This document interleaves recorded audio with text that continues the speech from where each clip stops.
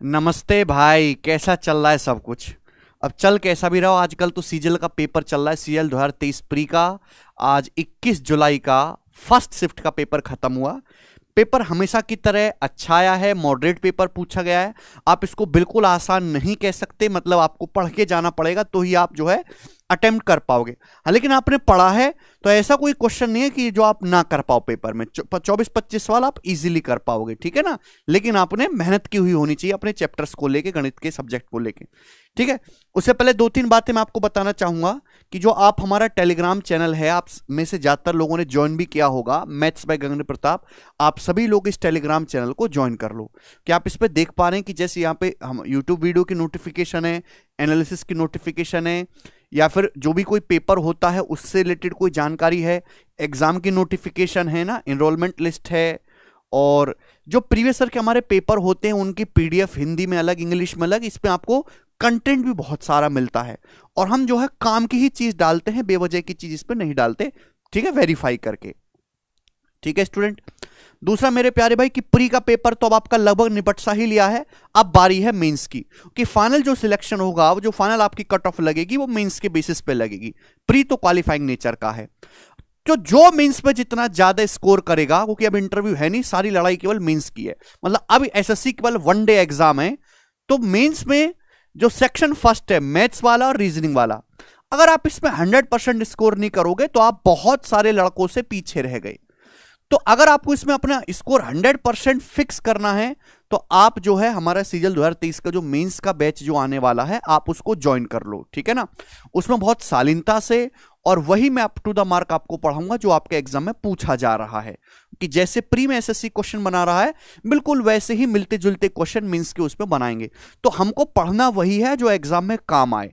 सारे चैप्टर्स को हम पढ़ाएंगे कम से कम कंटेंट में और कम से कम समय में। हम जो इस बैच को खत्म करने की कोशिश करेंगे, कि हमारा टारगेट है कि 60 क्लासेस में आपको निपटा दिया जाए और आपका जो है 60 to 80 क्लासेस में फायदा भी हो, ठीक है, चलेगा। बहुत जल्दी इस बैच की हम अनाउंसमेंट करेंगे, कल सैटरडे को चलेगा। अब देखिए आज के हम देखते हैं कि क्वेश्चन कौन कौन से पूछे गए हैं।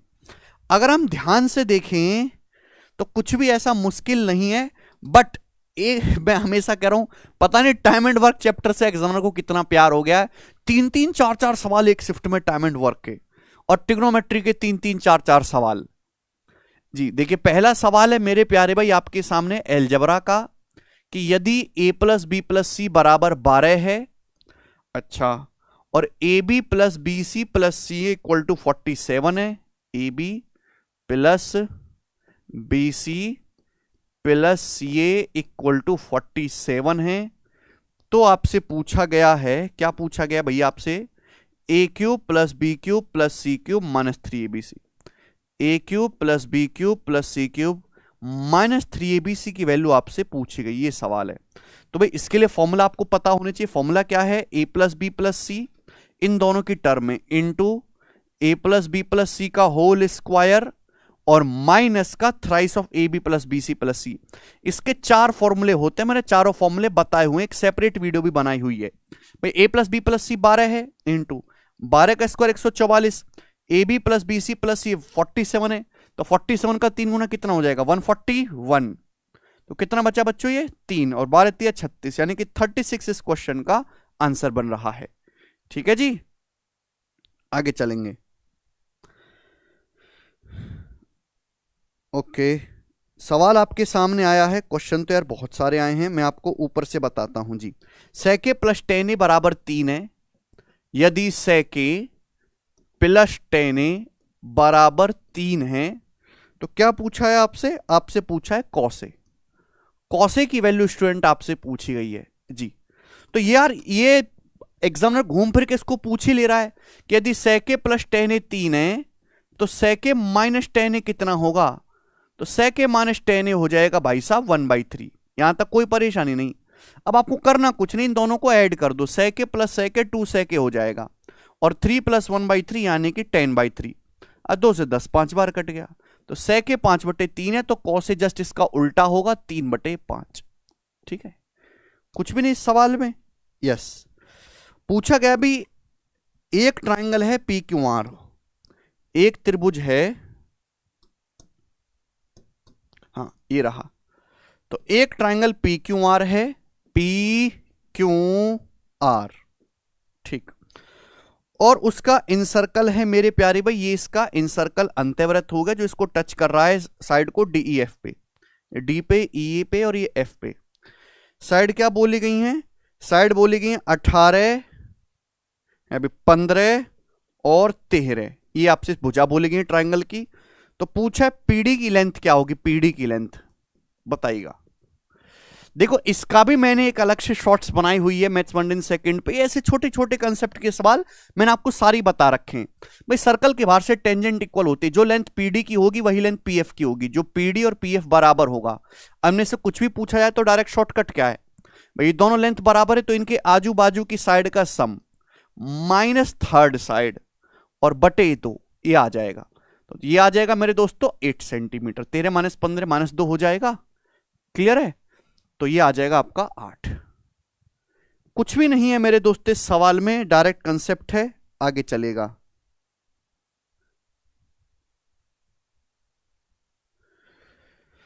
आपके सामने मेरे प्यारे भाई एक ऐसे क्वालिटरल बनाया गया है, इस प्रकार से बना देते हैं अपन लोग क्वालिटरल, पी क्यू आर एस, और ये इसमें डायगोनल खींचा गया है, ये एस क्यू। ये एंगल 106 डिग्री का है, ये एंगल 52 डिग्री का है, ये एंगल 2x प्लस 12 डिग्री का है, ठीक है। Triangle S P Q, triangle S P Q is congruent to Q R S, ये दोनों ट्राइंगल एक दूसरे के सर्वांग सम है। तो आपसे पूछा एंगल पी क्यू आर क्या होगा, पी क्यू आर, ये आपसे पूछा है पी क्यू आर, ठीक है, यानी कि पूरा एंगल आपसे पूछा है। जी स्टूडेंट कैसे करेंगे भाई साहब, triangle S P Q similar है क्यू आर एस के, क्यू आर एस के। तो यार इसमें तो कुछ बचा ही नहीं, इसका मतलब भाई एस पी क्यू सिमिलर हो गया। अब इसके करस्पॉन्डिंग जो है मेरे दोस्तों ये क्यू आर एस है, यानी कि अगर ये 52 डिग्री है तो ये वाला एंगल फिर 52 डिग्री का आएगा। बात समझे आप, वर्टेक्स एंगल बराबर होंगे ना, ये एस है, ये 52 डिग्री है, तो यहां पे ये 52 डिग्री, 52 है तो ये 52 होगा। अब 106 है, ये 52 कितना हो जाएगा, 158 डिग्री हो गया। ट्राइंगल के तीनों एंगल का सम 180 डिग्री होना चाहिए, तो कितना आएगा मेरे दोस्तों, 22 डिग्री आ जाएगा। बोलेगा आप बोलोगे सर, तो टोटल एंगल कितना बन गया, ये 52 और 22, ये बन गया आपका जी आपका 74 डिग्री सवाल का आंसर था, ठीक है। तो इस तरीके से आसान सवाल ही पूछा गया है। त्रिकोणमिति की आइडेंटिटी पूछी थी कि इनमें से कौन सा फॉर्मूला गलत है, ठीक है। 4 फॉर्मूले आपको दे दिए थे, एक था sine square theta minus cos square theta बराबर 1, अभी टेन स्क्वायर थीटा प्लस 1 बराबर सेक स्क्वायर थीटा, अच्छा। चौथा था cosec square theta minus cot square theta बराबर 1, और भैया ये था sine square theta plus cos square theta बराबर 1। इस तरीके से 4 ऑप्शन थे, कौन सी गलत आइडेंटिटी, ये पहली गलत है। बताइए जरा यार, इतना आसान सवाल फॉर्मूला पूछने लग गया, ये क्या ही होगा बताइएगा जी। Sec square X minus cot square 90 degree minus X, इसकी वैल्यू आपसे पूछी गई है, बताओ। अब कॉट 90 माइनस एक्स क्या होता है भी, 10x होता है, तो sec square X minus ten square X कितना आ जाएगा, ये 1, तो इसकी वैल्यू 1 आ जाएगी। चलो जी ये भी हो गया। डिस्टेंस है 3300 मीटर, टाइम है 45 मिनट, तो पूछा है स्पीड क्या है, स्पीड ये पूछा था। स्पीड बराबर डिस्टेंस बटे टाइम, 3300 मिनट है तो किलोमीटर में 3.3, टाइम 45 मिनट है 3/4 आवर, तो आ जाएगा जी 4.4, 4.4 किलोमीटर पर आवर। बताओ स्पीड बराबर डिस्टेंस बटे टाइम, ठीक है भाई।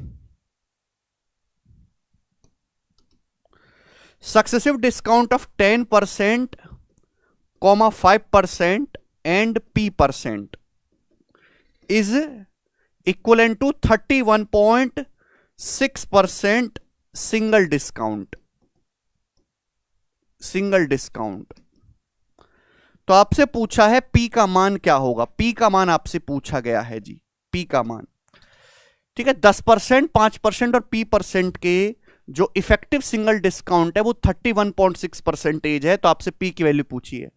अगर इस सवाल के ऑप्शन होते तो ऑप्शन से बहुत जल्दी कर लेते, ठीक है ना। बट अब यहां पे इसके ऑप्शन तो है नहीं, तो हमको भैया इसको फिर सॉल्व करके देखना पड़ेगा। सॉल्व करने के आपके पास दोनों ही रास्ते हैं, या तो आप फॉर्मूले से करो या फिर मेरे दोस्तों रेशियो लगा लो। अब 10% डिस्काउंट मतलब 1/10, 10 का समान 9 में, 5% डिस्काउंट मतलब 1/20, 20 का समान मेरे प्यारे भाई कितना हो जाएगा, 19 में।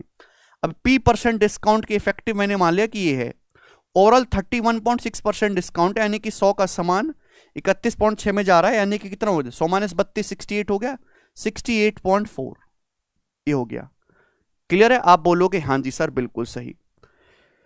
तो ये 9 से भैया 9 सत्ते 63 और 9 छिक्का 54 और ये 19 चौक 76, आप बोलोगे हाँ जी सर। तो ये कितना आ जाएगा मेरे दोस्तों, दिस विल बिकम्स 2, ये आ जाएगा 0.8, 0.8 आ गया। 0.8 का मतलब मेरे दोस्तों आपका 8/10 या फिर 4/5। ये जो थर्ड डिस्काउंट है वो 1/5 है, यानी कि 20%। तो 20% इज द पी। समझ में आया? फॉर्मूले से भी कर सकते हैं। सवाल ये है कि 3/5 काम को करने में 12 दिन लगते हैं। किसी काम का 3/5 हिस्सा करने में 12 दिन लगते हैं, तो उस काम का 3/4 हिस्सा करने में कितना समय लगेगा? भाई 3/5 काम करने में 12 दिन लगे, तो पूरा काम होगा जी 12 × 5/3। हमको तो 3/4 काम ही करना है, तो इतना समय लगेगा मेरे दोस्तों, यानी कि 15 दिन। 15 दिन। समझ में आया? आप बोलोगे हाँ जी सर बिल्कुल सही। ठीक है, ऐसे ही ना, जब ये इधर चला जाता तो उल्टा हो जाता है, और कुछ नहीं इस सवाल में। एक सेकेंड, ये हो गया जी हमारा। आगे चलते हैं, सक्सेसिव डिस्काउंट वाला हो गया। Volume of cuboid is equal to twice the volume of cube. Dimension of cuboid is 8 × 8 × 16। What is the surface area of cube? एक क्यूबॉइड का जो वॉल्यूम है, क्यूबॉइड का जो वॉल्यूम है वो क्यूब का दुगुना है। क्यूबॉइड का वॉल्यूम बराबर ट्वाइस ऑफ क्यूब वॉल्यूम, वो क्यूब के वॉल्यूम का दुगुना है। ठीक है जी। क्यूबॉइड की जो साइड है, वो क्यूबॉइड की जो डायमेंशन है वो 8 × 8 × 16 है। तो भैया ये क्यूबॉइड का जो वॉल्यूम है क्यूब के वॉल्यूम का दुगना होगा। क्यूब की साइड को मैं ये मान लेता हूं, तो ये हो जाएगा। तो क्यूब की साइड यहां से 8 × 8 × 16 है, ये 16। तो भाई 2 से मेरे दोस्तों 16 8 बार चला जाएगा, यानी कि मेरे दोस्तों क्यूब की साइड तो 8 आ गई।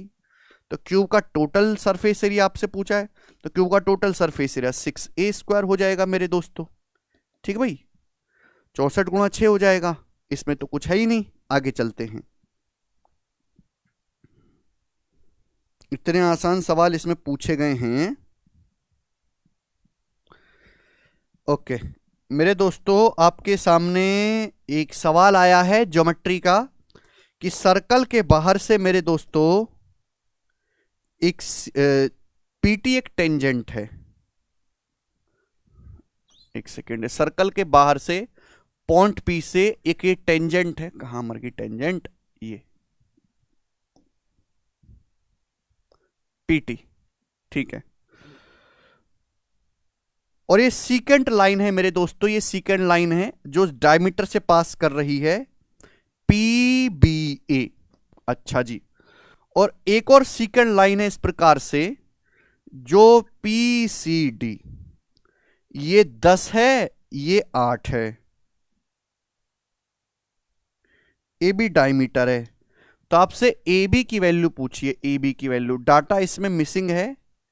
ये 10 है, 8 है, ये कितना है फिर भाई?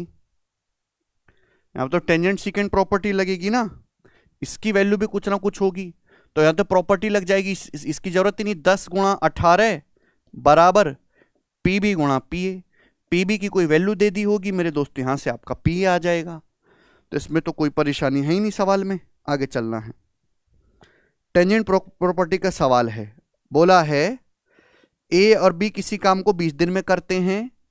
ए और बी मिलकर किसी काम को 20 दिन में करते हैं, ए अकेला 30 दिन में करता है, बी कितने दिन में करेगा 60 दिन में, बी कितने दिन में करेगा, ये ना 20-30 कैल्शियम 60 हो जाएगा, इसकी एफिशिएंसी 3, इसकी 2, ए की एफिशिएंसी 2 है तो बी की एफिशिएंसी 1 आ गई, 60 एफिशिएंसी के साथ 1 यूनिट काम 60 दिन में हो जाएगा। A and B start from X to reach Y, A की स्पीड 70 है, बी की स्पीड 80 है, A takes 10 minute break 3 time, B takes 15 minute break 4 time, A takes 8.5 hour to reach Y, find the time for B. अच्छा सवाल है, देखते हैं क्या ये सही सवाल है। ए और बी चलना शुरू करते हैं एक्स से वाई, तो दो बंदे हैं मेरे दोस्तों ए और बी, वो सेम डिस्टेंस जा रहे हैं एक्स से वाई की तरफ। ए चल रहा है 70 की स्पीड से, बी चल रहा है 80 की स्पीड से, दोनों को ही एक्स से वाई तक जाना है, ठीक है, सेम डिस्टेंस है। तो ए जो है वो 10 मिनट ब्रेक लेता है 3 बार, ए ने भैया 10 मिनट ब्रेक लिया 3 बार, और जो हमारा बी है वो 15 मिनट ब्रेक लेता है 4 बार, 4 बार। ए को 8.5 घंटे लगा, 8.5 घंटे, तो आपसे पूछा है बी को कितना समय लगेगा। बी को देखो ब्रेक का टाइम हटाओ, नॉर्मल टाइम देखो आप, दोनों ए और बी सेम डिस्टेंस जा रहे हैं, तो इनकी स्पीड का रेशियो क्या है भाई, ए की स्पीड 70 है, बी की स्पीड 80 है, तो स्पीड का रेशियो है 7-8, टाइम का रेशियो उल्टा होगा, यानी कि ए और बी को जो टाइम लगेगा उस टाइम का रेशियो रिवर्स होगा जी, 8:7। आप बोलोगे हाँ जी सर। अब ये जो बंदा ए है हमारा, ये 10 मिनट के 3 ब्रेक लेता है, यानी कि आधे घंटे तो ब्रेक ही ले लेता है, एक ब्रेक 10 मिनट का है, 3 मिनट में 3 बार लेगा, 30 मिनट हो गया, 30 मिनट मतलब आधा घंटा ही तो ब्रेक ही लेता है। अगर ए को 8.5 घंटे टोटल समय लगा है तो चला केवल वो 8 घंटे है, तो भाई ए 8 घंटे चला, 8 की वैल्यू 8 घंटे है, तो बी की वैल्यू 7 घंटे, तो बी 7 घंटे चलेगा। लेकिन बी 15 मिनट के 4 ब्रेक लेगा, 15 मिनट के 4 ब्रेक का मतलब होता है जी 60 मिनट का वो ब्रेक लेगा 1 घंटे, तो भी 1 घंटे ब्रेक लेगा, 7 घंटे वो चलेगा, तो एक्चुअली में वो 8 घंटे समय लेगा टोटल, ठीक है ना।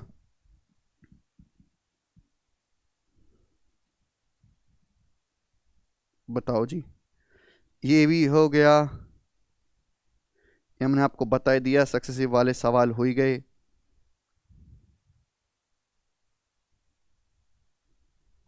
ये टाइम एंड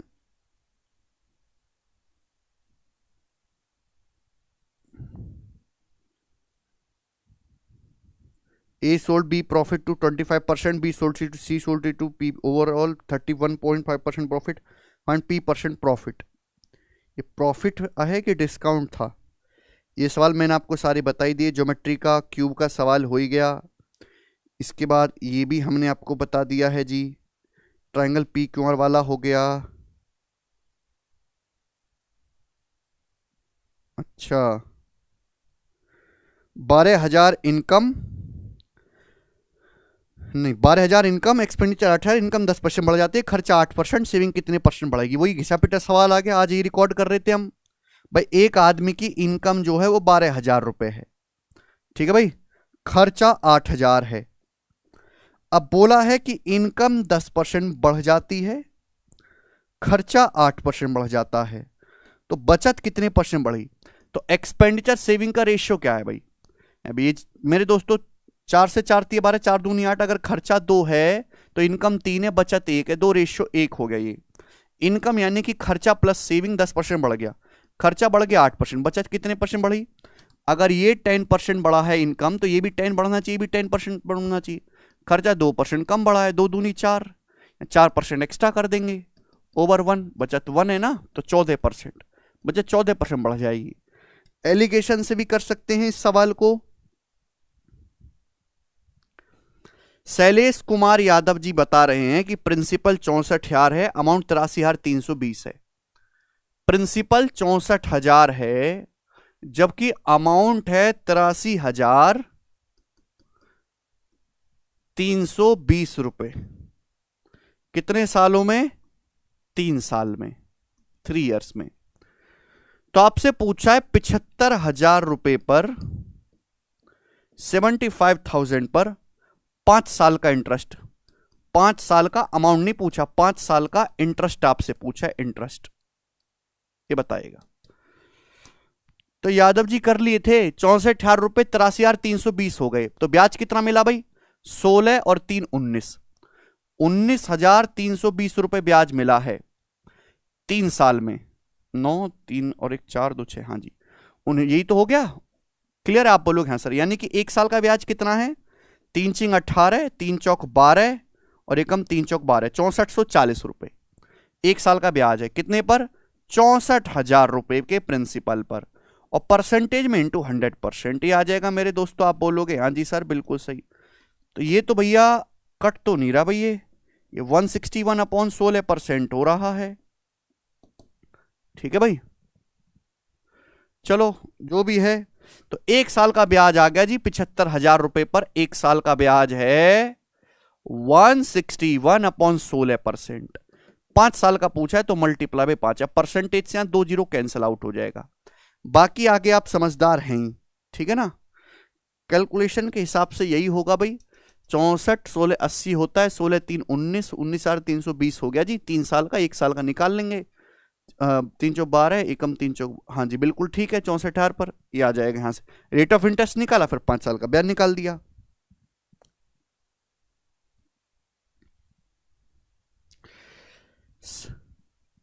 ओके जी, ये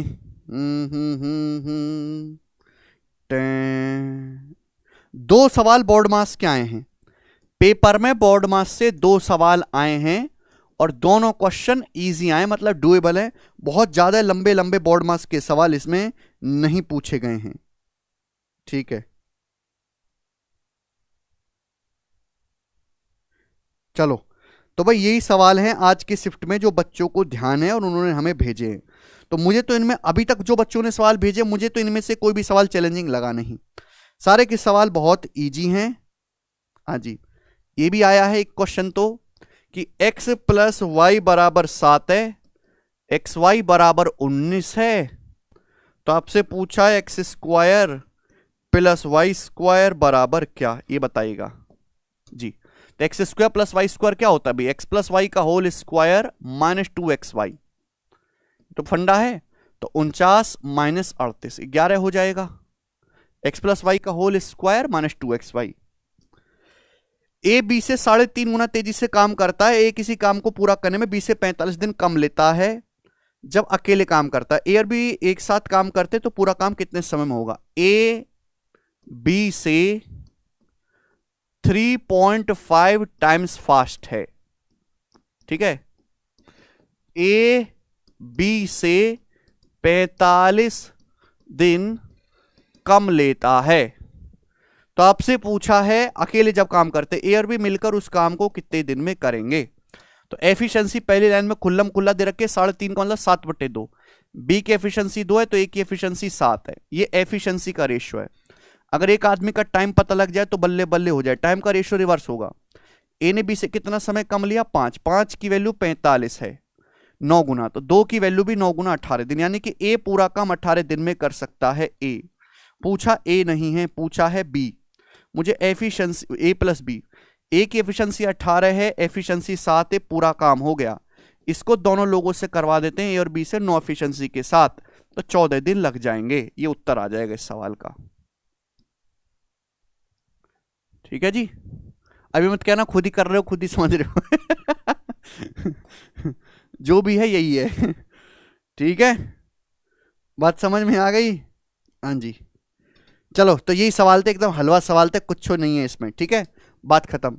हाँ देखिए, अगर ये सवाल तो आजकल पेपर में ऐसे पूछे जा रहे हैं कि आप केवल कंसेप्ट भी पढ़ के जाओ तो भी हो जाएगा, बहुत ज्यादा प्रैक्टिस की जरूरत नहीं है। तो मैं आपको रिकमेंड करूंगा कि ये जो बुक है मैथ्स कंसेप्ट किंग, आप इस बुक से अपने कंसेप्ट का रिवीजन कर सकते हैं।